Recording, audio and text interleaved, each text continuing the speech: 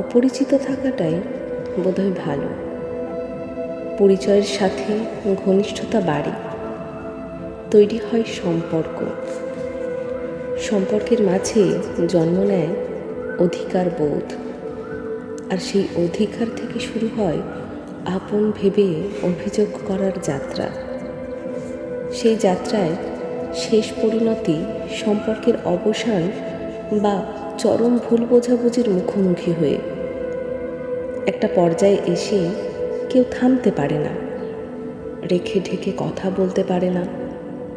তাই তো তৈরি হয় তিক্ততা, যে তিক্ততা নিয়ে সরে আসা ছাড়া আর উপায় থাকে না। এই দূরত্ব হয়তো নিজের ভালোর জন্য, নয়তো অপর মানুষটাকে মুক্ত করে দেবার জন্য। কারণ কাউকে ধরে রেখে যন্ত্রণা দেবার অধিকার থাকলেও যার প্রতি আন্তরিকতা থাকে তাকে সেই জ্বালা দেবার চেয়ে মানুষ সব কিছু ছেড়ে ছুড়ে আসতে বেশি স্বাচ্ছন্দ্য বোধ করে।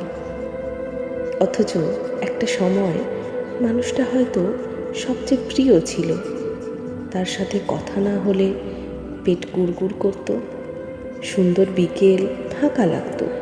হয়তো আজও সে প্রিয়ই আছে, কিন্তু সময়ের পরিক্রমায় আজ কেউ কাউকে পরিচিত নামে ডাকে না, বলতে পারে না, আরে আমি তো চিনি তোকে। কারণ অধিকার হারিয়ে যায় কোনো এক কালবৈশাখীর ঝড়ের দমকা হাওয়ায়। পরিচিত হলেই ভয় থাকে অপরিচিত হবার, কাছে আসলেই দূরত্বের দুর্যোগ মাথার উপর ঘুরতে থাকে। আন্তরিকতার অপর পিঠে লেগে থাকে তিক্ততা। তাই এত ভয়, এত সংশয় একটু কাছে আসা নিয়ে, একটু আন্তরিকতা প্রকাশ করাকে ঘিরে।